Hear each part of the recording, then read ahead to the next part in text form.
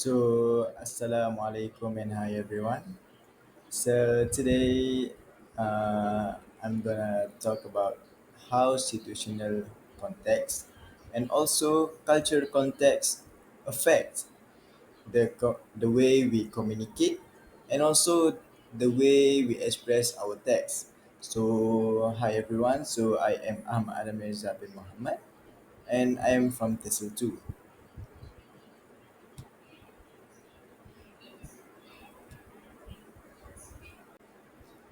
So this is our lesson outline for today. I'm gonna just give it a rough outline, and I will explain it later deeply about what is situational context and cultural context. So the outline is I will talk about introduction of situational context and also the impact of situational context, and the next one is the introduction of cultural context. And also, I will share to you guys about the impact of cultural context.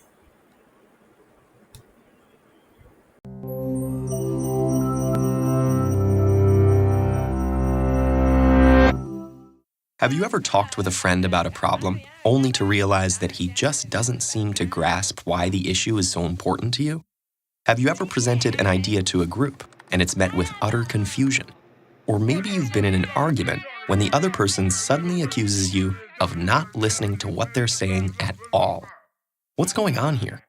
The answer is miscommunication, and in some form or another, we've all experienced it. It can lead to confusion, animosity, misunderstanding, or even crashing a multi-million-dollar probe into the surface of Mars. The fact is, even when face-to-face with another person, in the very same room and speaking the same language, human communication is incredibly complex. But the good news is that a basic understanding of what happens when we communicate can help us prevent miscommunication. For decades, researchers have asked what happens when we communicate. One interpretation, called the transmission model, views communication as a message that moves directly from one person to another, similar to someone tossing a ball and walking away. But in reality, this simplistic model doesn't account for communication's complexity. Enter the transactional model, which acknowledges the many added challenges of communicating. With this model, it's more accurate to think of communication between people as a game of catch. As we communicate our message, we receive feedback from the other party. Through the transaction, we create meaning together. But from this exchange, further complications arise. It's not like the Star Trek universe, where some characters can Vulcan mind meld, fully sharing thoughts and feelings. As humans, we can't help but send and receive messages through our own subjective lenses. When communicating, one person expresses her interpretation of a message, and the person she's communicating with hears his own interpretation of that message. Our perceptual filters continually shift meanings and interpretations. Remember that game of catch? Imagine it with a lump of clay. As each person touches it, they shape it to fit their own unique perceptions based on any number of variables, like knowledge or past experience, age, race, gender, ethnicity, religion, or family background. Simultaneously, every person interprets the message they receive based on their relationship with the other person and their unique understanding of the semantics and connotations of the exact words being used. They could also be distracted by other stimuli, such as traffic or a growling stomach. Even emotion might cloud their understanding. And by adding more people into a conversation, each with their own subjectivities, the complexity of communication grows exponentially. So as the lump of clay goes back and forth from one person to another, reworked, reshaped, and always changing, it's no wonder our messages sometimes turn into a mush of miscommunication. But luckily, there are some simple practices that can help us all navigate our daily interactions for better communication. 1. Recognize that passive hearing and active listening are not the same. Engage actively with the verbal and nonverbal feedback of others and adjust your message to facilitate greater understanding. 2. Listen with your eyes and ears, as well as with your gut. Remember that communication is more than just words. 3. Take time to understand as you try to be understood. In the rush to express ourselves, it's easy to forget that communication is a two-way street. Be open to what the other person might say. And finally, 4, be aware of your personal perceptual filters. Elements of your experience, including your culture, community, and family, influence how you see the world. Say, this is how I see the problem, but how do you see it? Don't assume that your perception is the objective truth. That'll help you work towards sharing a dialogue with others to reach a common understanding together.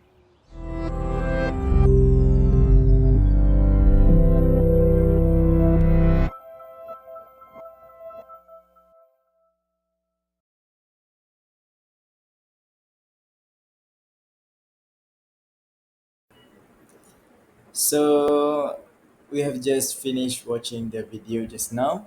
So the video I choose is from TED, which is the main topic there is um, why is miscommunication commonly happen. So in my opinion, it usually miscommunication also um, happen because of situational context. So I choose that video and I will explain to you about situational context and also miscommunication. So hi again. So what is situational context? So situational context refers to the setting, the people involved, the purpose of the communication, and also the tone used. So these elements shape how we speak or write. So in English, situational context affect our word choice, grammar, and level of formality. For instance, I wouldn't write an academic essay the same way I would post on Instagram. In one, I use formal English, structured sentence, and academic vocabulary. And in the other one, I might use short forms, emojis, or even slang. So, right here, we can see that the way English is used always depends on the situation. So, the next one, I will talk about how does miscommunication commonly happen. So, miscommunication usually happens because people often interpret the same English words differently depending on their own context.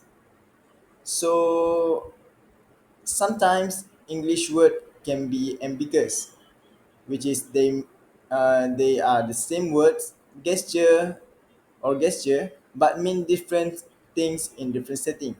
So they sometimes English words are ambiguous. They can mean more than one thing. So other times people will make assumptions and fill in missing details which may not match the speaker's intention. Which is assumption is the way listeners interpret the speaker's message that sometimes does not fill in the gaps differently depending on context. So sometimes the listeners accept what the speaker's message differently based on the situation.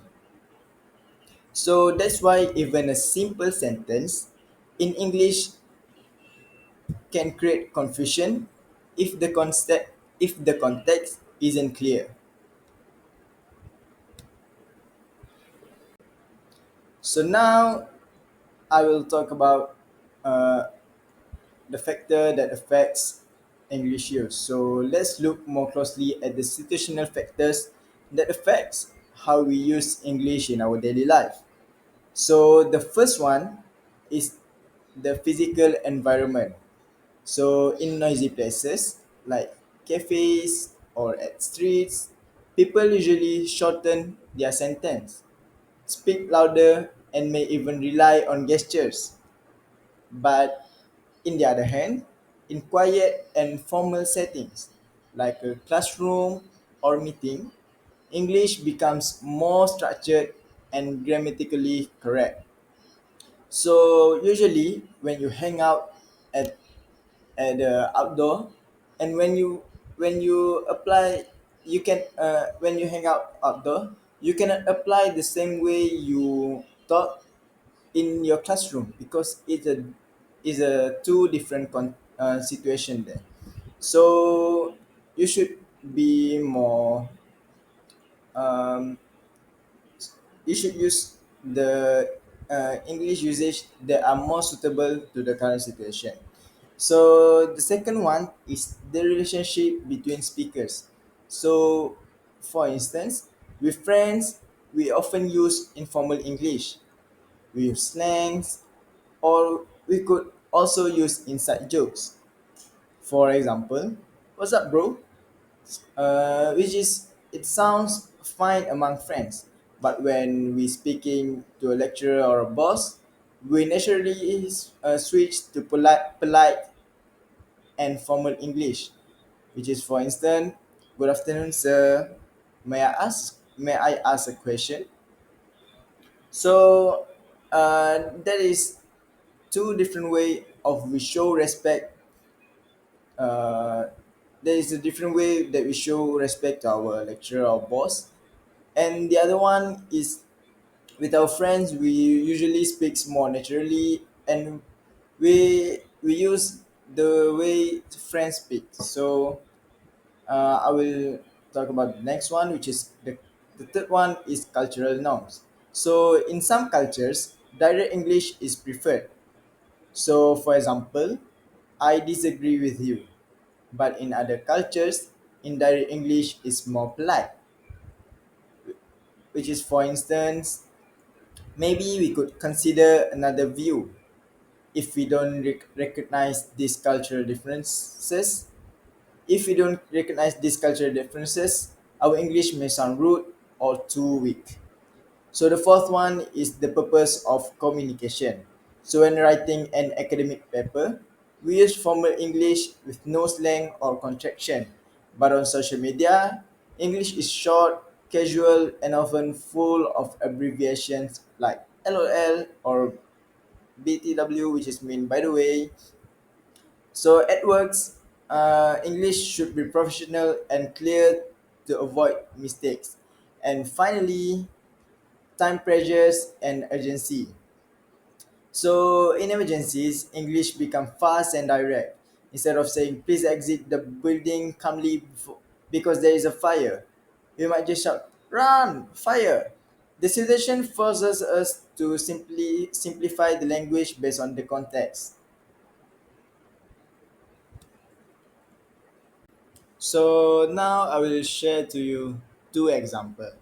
So here's the first one. So imagine I talk to you and I say, "Let's meet at the bank."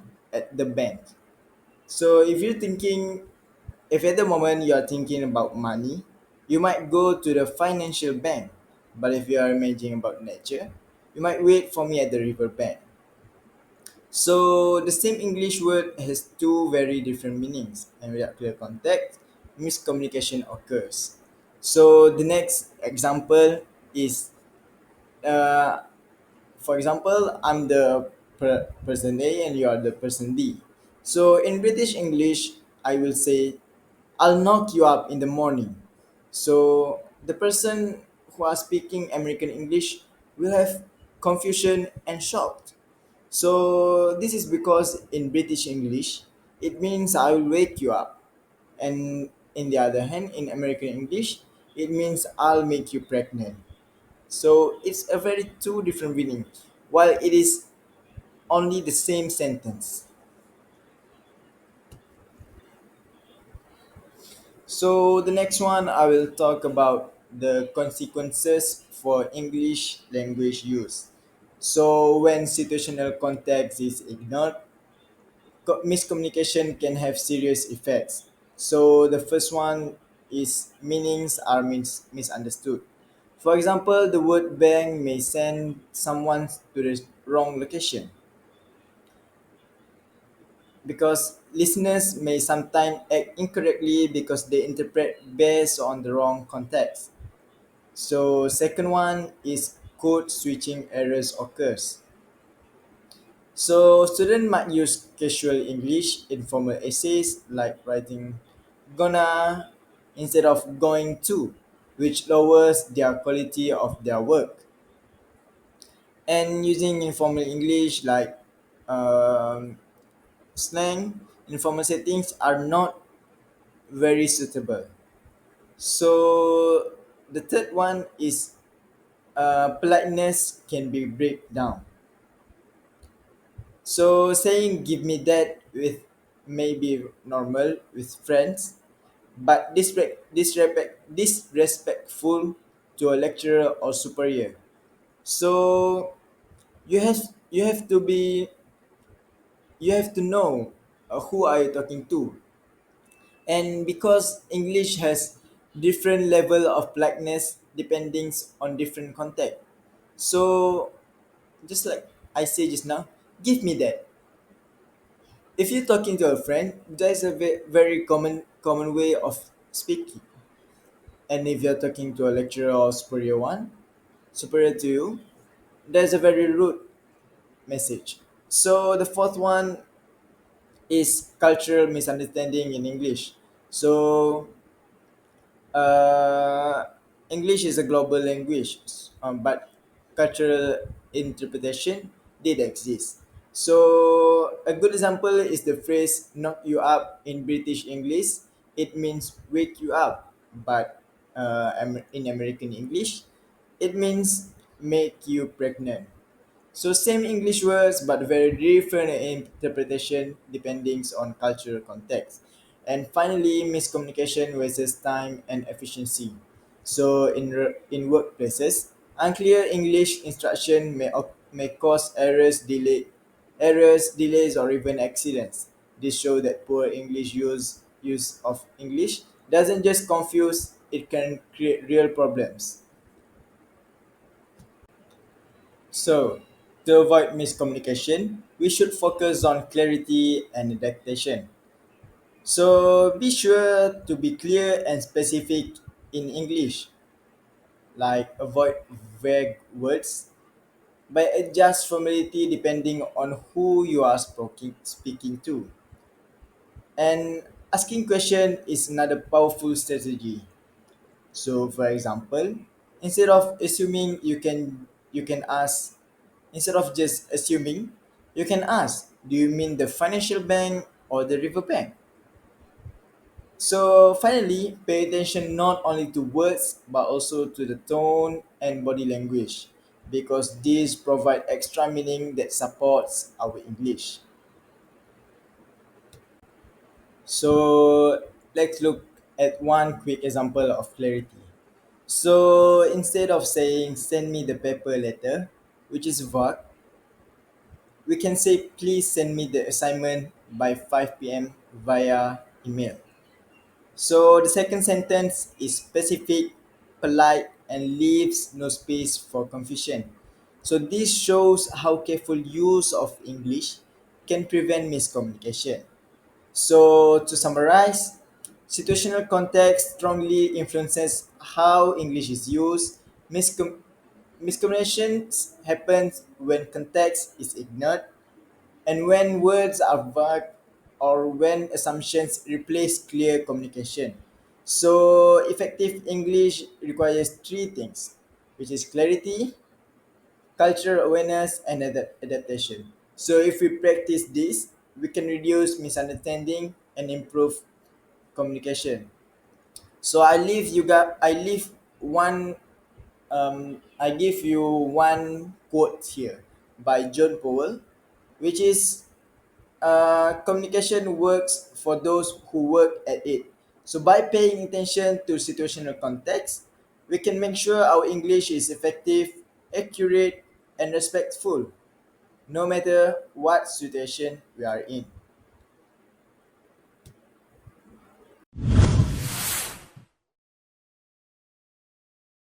In high context cultures, yes may mean yes, yes may mean no, and yes may mean maybe. depending on how the yes is messaged. So it's not just the words, it's actually the facial expression, the tonality of the voice, and the body language. Whereas in low context cultures, yes means yes and no means no. I mean what I say and I say what I mean. Direct. Think of some of the issues that comes up. I loved Dave Ulrich's definition of listening. Listening is not about, have you heard me, but have you understood what I meant? I love that definition. I thought, well, that's really good. And here's the issue. If you come primarily from a low context culture, even when someone says no, and they say no without using the word no, you don't actually hear it. You don't hear it. So then the issue becomes, why didn't they just say no? If they couldn't perform or couldn't get that done on time, why didn't they say no? Well, they probably did, but you just didn't hear it. As I was with a meeting with a client some time ago, we were with a Korean organization, and he came out of the presentation saying, I think that presentation went really well. I said, I don't think it went really well. So why not? Because they said they were really interested, they would give it good consideration. I said, no, that doesn't mean that they're going to think about it. Because when they kind of said that, they took the deep breath in. So it's just paying attention to the cues. So when we listen to people who come from high context cultures, they seem to be kind of beating around the bush. And we don't hear what they're saying. Whereas when we're coming from low context cultures, how it comes across to high context is, in fact, sometimes we come across as being very rude and very direct. They say, don't you have any heart? Can't you say it in a different way? So once again, different styles of communication. And think about that here. And once again, the thing to remember is that culture is very subjective. In Australia, we consider ourselves to be quite open and quite straight. We take pride in the fact that we call it as it is. I had a client recently who said to me, Tom, I thought we were direct. I had a project manager who came from the United States, and at our first meeting, she had my whole team in tears. She said, I now know what direct is. Because compared to her, we were really soft. However, compared to the Indonesians, we are direct, they're very indirect. So culture is always subjective. It's relative to your point of reference. So we have finished watching the video just now. So I will share to you guys what is cultural context. So cultural context refers to the shared values, beliefs, traditions, and social knowledge that shape how people communicate. So it determines what is said, how it is said, and what is left unsaid. So King Rodman and Hyams explain that meaning in language is not only in the words, but also in how listeners interpret them in context. So, for example, the same phrase can mean agreement in one culture, but hesitation in another. So, understanding this definition reminds us that communication is both linguistic and also cultural.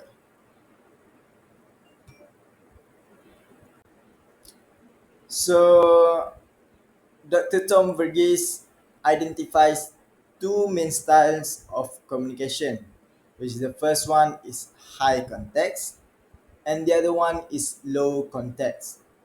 So, in high context cultures, much of meaning is implicit and people rely on nonverbal cues, tone, and relationships to convey their messages. So words are often indirect. So for instance, when someone says, I'll think about it, the actual meaning the actual meaning may be a polite refusal. But cultures in Asia, the Middle East, and Africa often lean toward this style. So, in contrast, low context cultures value directness and also clarity. So, here, the words themselves carry the message, and there is little need to read between the lines.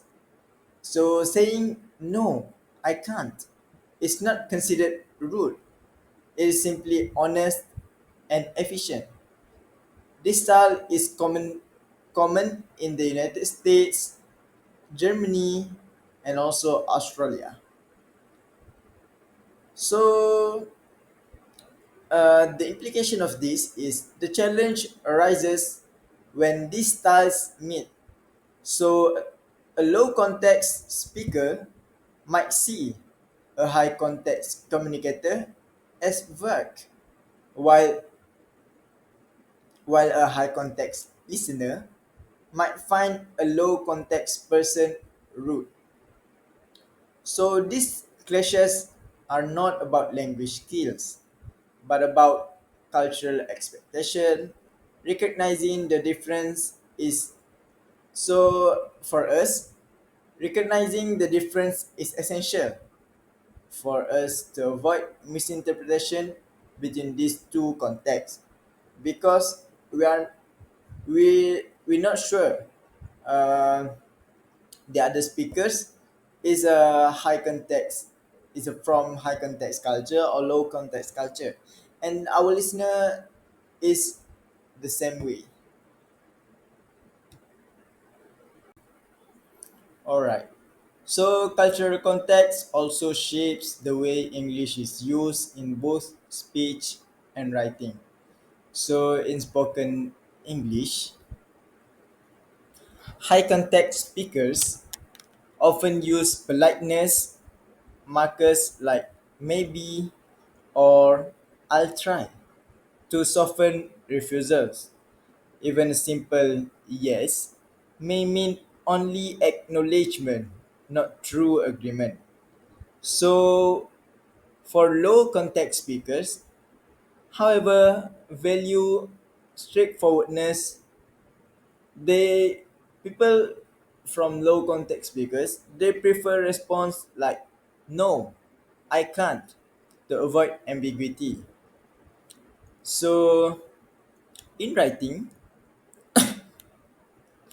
we often see similar differences, which is for formal English, such as what we use in academic writings or academic reports or also business emails, aligns with low context styles, which is clear, explicit, and detailed.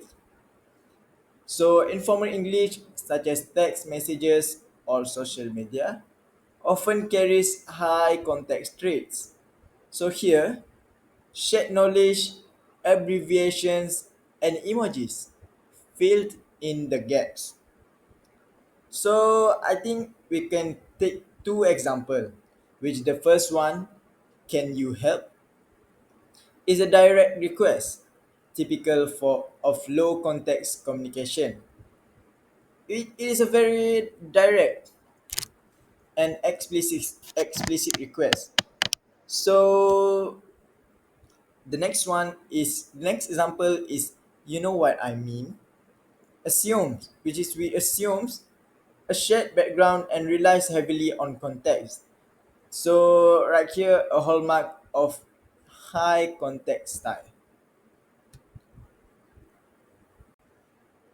So next I will talk about the impact on communication. So these cultural differences in communication styles can lead to misunderstandings. So a high context speakers may appear vague, evasive, or indecisive to someone from a low context culture. So meanwhile, a low context speaker may come across as blunt, insensitive, or even rude to someone from a high context background. So these misinterpretations can happen even when both people speak fluent English. So the problems lies here is not in the vocabulary, but in the cultural assumptions behind the language. So that is why awareness of cultural context is so important, which is it helps us anticipate where confusion may arise. So, how can we communicate better across cultures? So, first, we need to recognize our own style. Are we more towards high context or are we more towards low context? So, the second one is when speaking across cultures, it helps to be more explicit and check for clarity. And third, remember that communication goes beyond words. So, as for you, pay attention to the tone, gestures, and body language of the speakers. And finally, do not hesitate to ask for clarification. So, a simple question can prevent a major misunderstanding.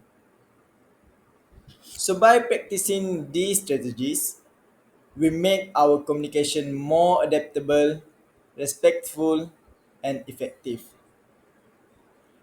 So, in conclusion, cultural context plays a central role in how English is spoken and written. So, the Dr. Tom Verghese framework of high and low context communication explains why people may interpret the same message differently. So, from Kin and colleagues reminds us from a linguistic perspective that meaning always depend on context. So, the key lessons here is that miscommunication often happens not because of poor English, but because of cultural differences in how meaning is conveyed. So, by building awareness, adjusting our style, and being open to others, we can reduce misunderstandings and communicate more effectively in today's multicultural world.